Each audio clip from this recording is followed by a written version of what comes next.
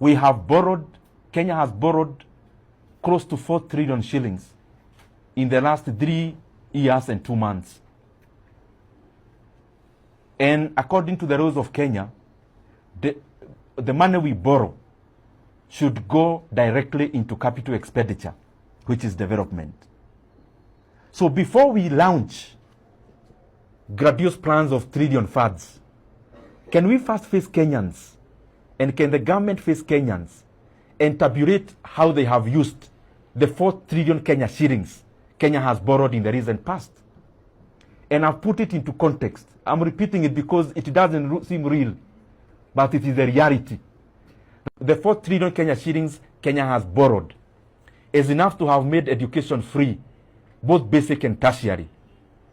And the change that remains, even if we divide out of the 290 constituencies, we should be having 12 billion worth of completed projects across the country.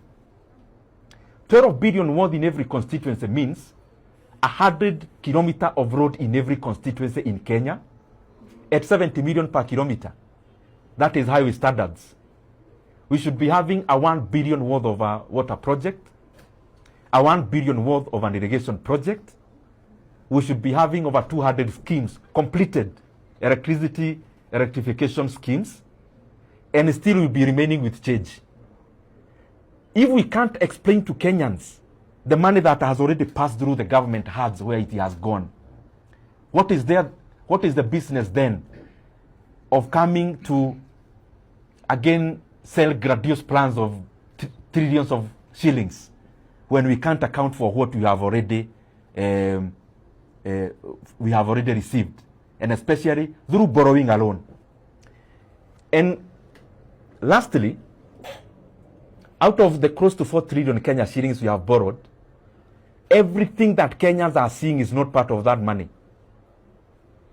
Every ongoing road project in Kenya, especially completion of the road projects that are ongoing, that's a separate loan called securitization, which is illegal. When you see stadiums being constructed in Kenya, that is also not part of this 4 trillion.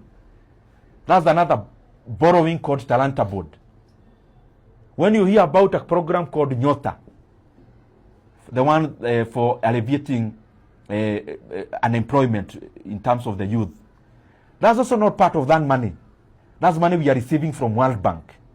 So Kenyans deserve to know, before you tell us about trillion funds that you want to launch, can we first account for the 4 trillion Kenya shillings the country has borrowed in the recent past?